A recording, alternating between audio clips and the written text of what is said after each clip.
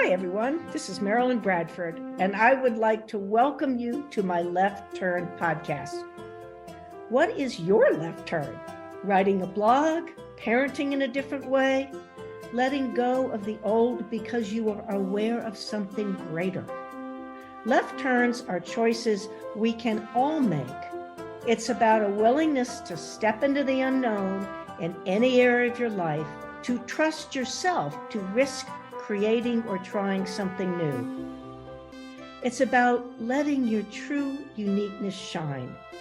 The greatest people who have lived, artists, statesmen, writers, explorers, musicians, have all been people willing to turn left.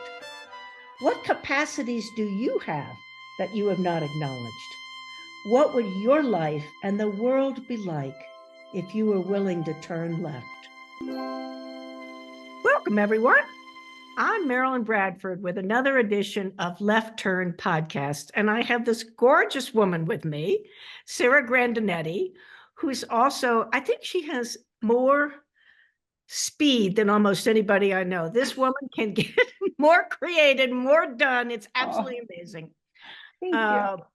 She used to own a high-end celebrity hair salon in LA, but, moved on. Life goes on. She's an Access Consciousness certified facilitator and does many other things, including creating groups of facilitators who talk about different topics and hosting. And really, she's a very multi-talented person. So welcome, Sarah. Thank you, my friend. That was so much better than reading a bio. Right. So bio didn't really do you credit. Thank you. First note from this podcast, changing bio. Got it. Changing bio. Yeah, I think that's a good idea. So this is the Left Turn podcast. I'd like you to just start wherever you'd like to start, Sarah. Yeah. So in looking at like preparation for what we were going to talk about today, I was like, what was it? Because we kind of look back at like, there's so many things that shift and change in our lives. And some of them are like, you're gunning for and you really want that possibility. And other times it just like falls on your lap and you're like, what do I do with this mess? And then it's like what choices we start to make that I couldn't have identified with this left turn that I can now, that it was really all about choice. Early 2000 or around 2014, I woke up one morning to an email from my husband, who I had been with for, at that point, 16 years. Wow. And I met him and I was like a baby. I was 19 years old. He was a little older and he just kind of scooped me up in my like current life situation and promised to take care of me. And so for those 16 years, I had just like put all faith in him to create a future. I wasn't as engaged as what I know I can be now. And a lot of that had to do with money. So I would make money and I would come home and I would give it to my husband and he would pay the bills. And it was just magical how that all happened. I didn't count anything. I didn't know what we were paying as a mortgage. I didn't like have any clue about anything. I was just like head in the sand. So that morning I got an email from him and he said, dear lovely wife of mine, we are basically in a number of paragraphs, we are up a creek without a paddle. There are certain things that had shown up financially that he was hiding from me because for him, he didn't want to let me down and he didn't want me to worry. So he was kind of taking all that on. So I had no idea what type of situation we were in financially. And so instead of doing that in person, he did it via email and I just froze. At that point, didn't know what I could choose, what I could do. And every situation from that, like prior to that, I had called my older brother, Dane. A lot of people who listen to the podcast have probably heard him. Dr. Dane here is the co-creator of Access Consciousness, and said, help, fix it for me. And Marilyn, he always did. So there was something different in the air this time. It was like, I knew that if this was going to change and my life was going to get greater, I knew I couldn't do that this time. Wow. So that takes courage. Yeah. Especially when you have like an ace in the hole, like a brother who would help you. It was like, So I called Dane though, and I said, hey, I just want to let you know this is going on, but I'm not asking you to fix it. And even to this day, I can tap into his world where he's like, you don't want me to fix it, but from his caring being so deep that he would like to fix it, like sit on his hands kind of thing.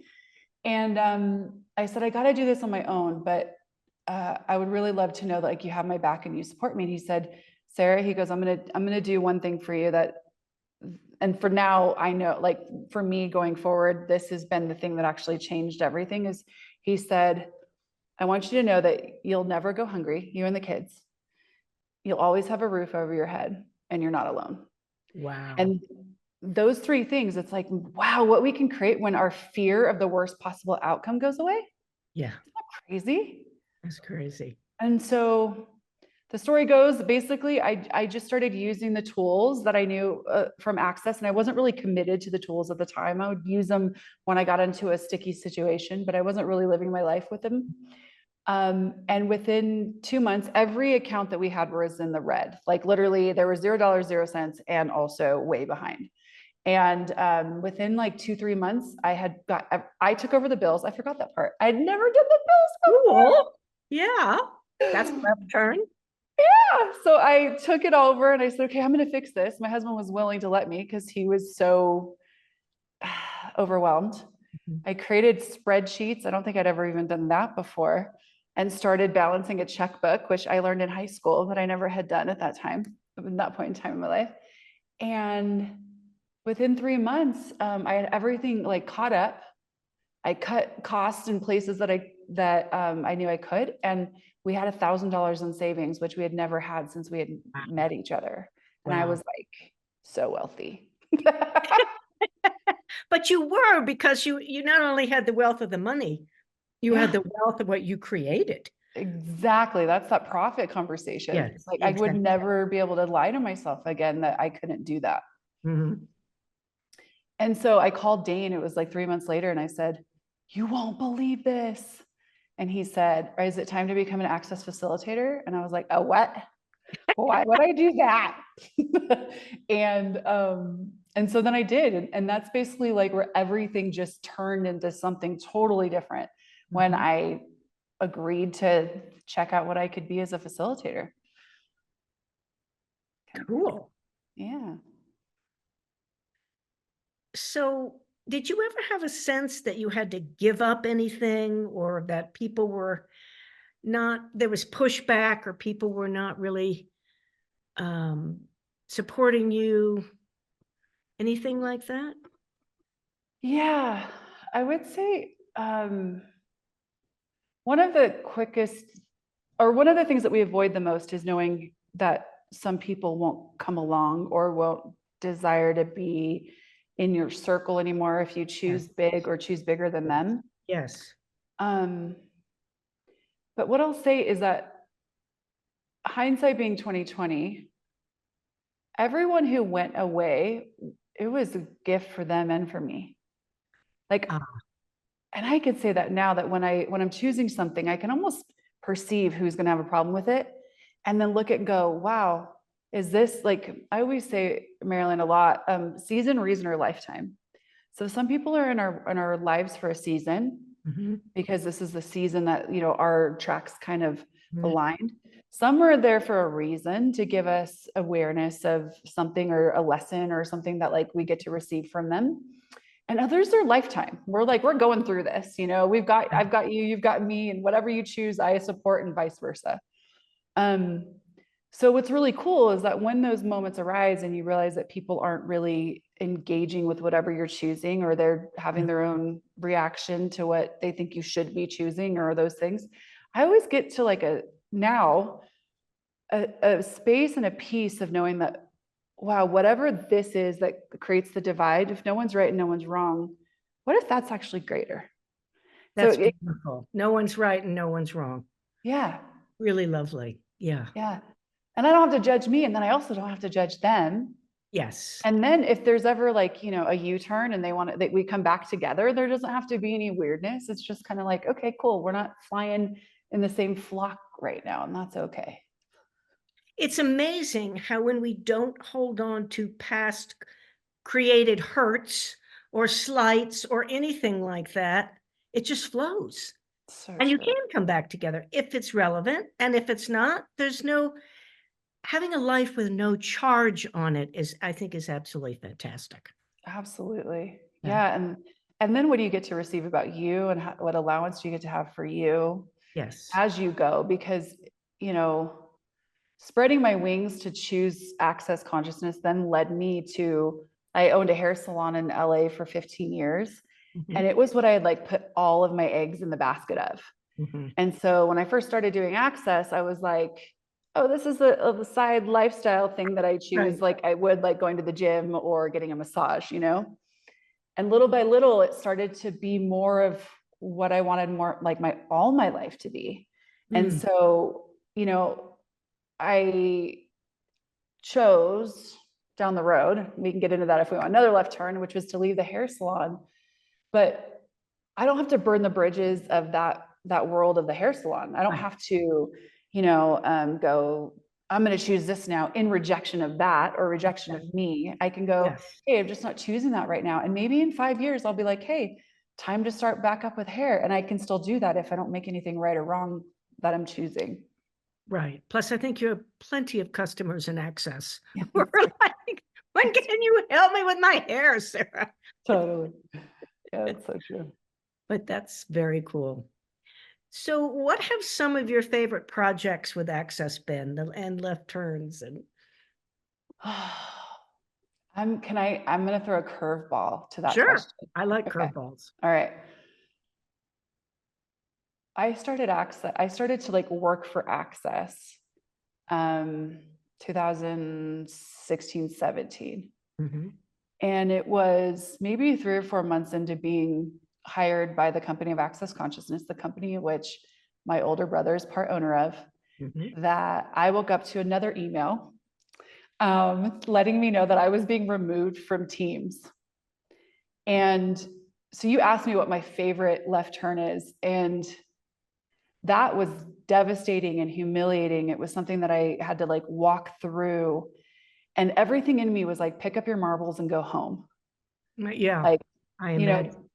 because it was getting talked about. Everybody had points of view. There was like all sorts of stuff. And of course, I was doing damsel and couldn't believe something like this would happen to me. I mean, it was just, there were a lot of elements to that. But this many years out, I look back and I'm like, wow, what a gift. What a beautiful gift, because I definitely could have taken my marbles and gone home. I Yes. could have put my tail between my legs and left, because I Yes. wasn't that invested yet. It was like 3 Right. months in. I wasn't really creating as a facilitator, but there was something in me that was bigger than the doubt and the judgment that I was creating for myself and receiving from others. And I often tap into that and have a gratitude for what that made me aware of about me, Mm-hmm. and also what was possible to create with access, and also how to get beyond like something being so super relevant. Mm-hmm. And it invited a different me to come play that Ooh, say never more shows up about how you that. think. Say more What? about that. Say more about it. Invited a different me to come play. Up until that point, like I told you, that anything that showed up in my life, I was always looking for who could rescue me, who could save Oh, me, whose job it was to make sure I was okay. I mean, I started the interview with, I met my husband and he was just going to take care of my life and create right. it for me. And so at this point, it was like no one was coming to rescue me. Like even in Dane's like having my back and walking with me through what had shown up there, he wasn't rescuing me. Right.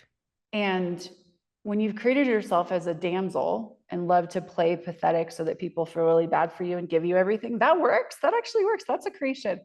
It And is a when you have creation, but it's hard for me to imagine you doing that. But oh I get it. girl, I was the best at it. I was Best damsel. so good. Yeah, I mean, it's how I engaged with the world, because I had been like a victim to my parents' like divorce since I was like 14, 15. And so I wore that as like a badge of, I don't even want to call it honor, but of like uh, entitlement. Mm-hmm. like the world owed me something, Mhm. which again, awesome. If you're out there and you're listening to this, like awesome creation, because it really did create for me. Yeah. But when you get to a place where something else is possible and you're aware that you have these other capacities that if you're playing pathetic, you're never going to get to tap into, then you have a choice. You Yes. either, put on your big girl panties and jump in the ring and play, or you don't. And that's okay too. You're not wrong, but you're just not tapping into what's possible if you choose that. Well, changing directions a little bit. I know that you are a mom of 4 kids. Is that right? Wow. Yes. And Wow. one grandkid. And 1 grandkid, really? Yeah. That's amazing. So I'd love to hear how access influenced your parenting. Um, In every way possible. mm, I love this question. I'm so excited and passionate about getting these tools into parents' hands, because what I know is that those people that you facilitate in your classes, I facilitate in my classes, these adults that are in like all of Access classes, somewhere along the line, they bought a lie mm, about right, wrong, good, and bad. They were taught polarity from often parents, because that's what parents are told they have to do in order to raise good, right right. children. Good, And right so, children. I like yeah. it. I'm a And good, so, right child. yeah. And then they grow up and they're at a mic in a classroom asking questions, from getting out and going beyond what they were like literally birthed into. That if we were as parents being something different and not putting polarity into our kids' worlds, the people standing at the mic and the next generation would be asking questions about possibilities, not about polarity. Yes. So how does your question influence my parenting? I know now that I didn't know before that my primary objective as a parent is to make me as irrelevant as possible to my kids. Oh, you better say more about that one, because people are going to be, what's she I know. talking about? She's supposed to Yeah. mold them and Um, make them into little, little yous. I know. But what if my life experience and every choice I made and every, right, wrong, good and bad that I had in my world had nothing to do with my kids? And what if my role as a parent is more about empowering them to choose? And when they choose, they get their awareness about what creates for them, that it might be so different than mine. But like you said, I'm not here to create them as me. I'm here to empower them to be them.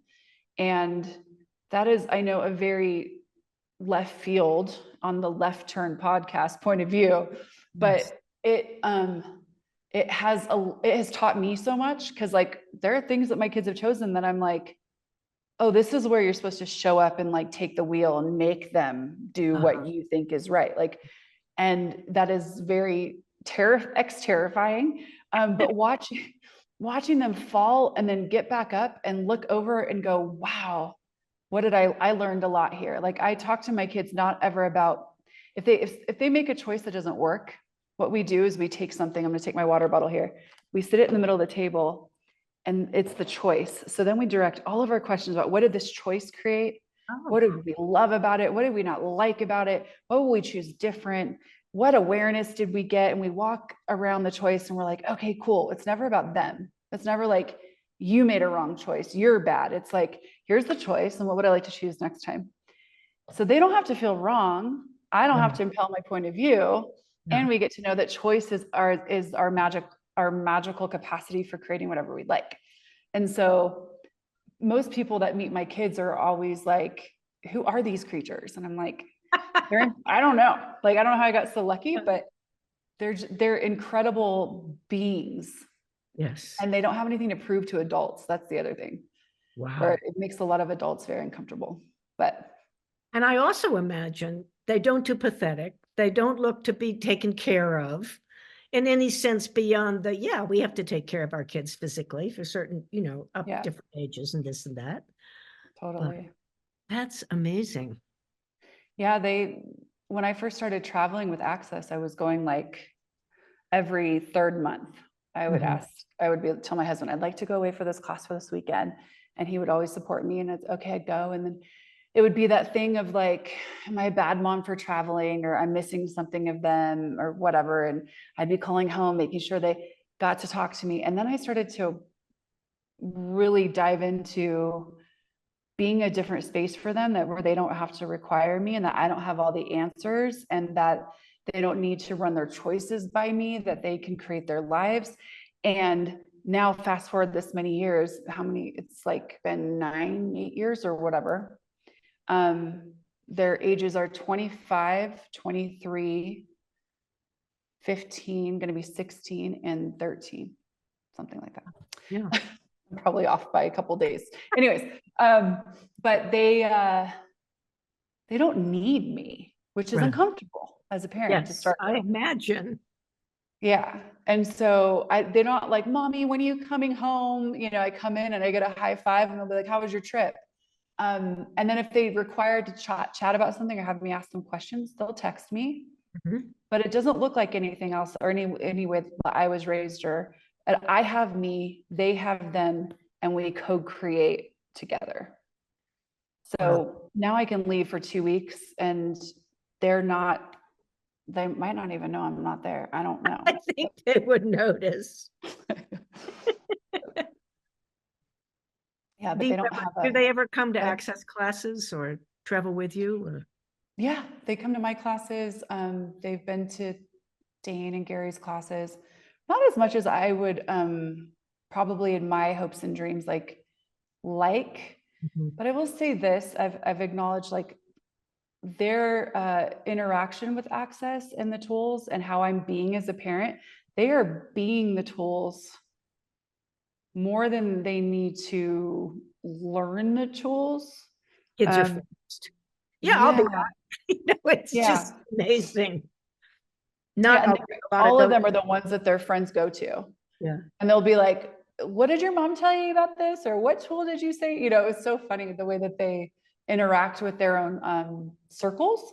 Yes. And so, yeah, I've had to just be an allowance of what works for them as far as like going to a lot of classes, but they listen to a lot of stuff and get their bars run and, you know, soak it all up. Kids are fast. They pick it up. You know, they don't need to study the way we do. So true. And they have less to unlearn. That's a very good point. Absolutely. They have less to unlearn. Wow. I never looked at that, but that's absolutely true. So if you would have anything to say to the audience about parenting or left turns, or just what would you like people to know, or what tools would you like to share, or whatever works? You know, what's popping today is like, we have the tool and access, everything's the opposite appears to be. Yes. And nothing's the opposite appears to be, which we call the crazy phrase. But I almost want to ping off that tool is what has changed for me so much is the invitation to add wonder. Oh, I love that. That's lovely. So there's like so many things that we've already concluded. And if you're listening to this podcast and you're like, you don't even know what a conclusion is versus what a question is, or what a possibility, I get it. I was that person. I totally get it. And I rejected. Dane invited me, and my brother invited me to Access in the year 2000. This story, I started off this interview, it didn't start till 2014. I avoided possibility like the plague, like no one else. Okay. So if you're listening to this and you're still like, I don't know, I totally get it. So this is a tool that I like kind of shared on a class the other day that I've been doing for myself. Is there's so many places where we're like, that's not possible, I don't have choice, or that is already the bed that I made and I have to lie in it, or insert whatever other conclusion that you think will make it so that your life can't change. Right. What if just today you added wonder? Because when you were a little kid, if you thought about something that like lit you up, you wondered about it. You were curious. You would, wonder if someday you could be, an astronaut. You would wonder what that would look like. And you would allow that energy of possibility to like pervade your world. Yes. So what if us as adults is like when we hit a wall of conclusion or something that's not possible, if we just go, what wonder can I add here? And if I started to wonder that, back to that tool of everything's opposite, what if the opposite of this conclusion was true? What if everywhere I've decided I'm not included? What if I actually was, and I just got to change my point of view? What if, if I'm not invited to something, what if that actually wasn't true? Or what ideas do I have that about me and creating a life or money or whatever it is you'd like to have, wherever I've put myself as that being possible on the scale of possibility? What if that wasn't true? I wonder what would be available to me if I would be willing to wonder. And it's such an easy thing to add, but it just starts to break apart the solidity. And you get back to that, like Dane calls it, that childlike wonder. Yes. When anything's possible. Yeah. So. I think that's really lovely and very inspiring. Thank you. So, thank you so much, Sarah, for joining me today. And I'm very grateful that you were willing to come on. You're so welcome. Thank you for having me. And I love this podcast. I love that you're doing this. You're such an inspiration, Marilyn. So thank you. Yeah. Thank you. I really enjoy it. It's one of my favorite things to do. Amazing. Bye, everybody. Thank you so much for joining this episode of Left Turn. I wonder what embracing left turns could create in your life. What magical possibilities might show up. Remember, when you choose left turns, you are joining a group of the most creative and brilliant people the world has ever known.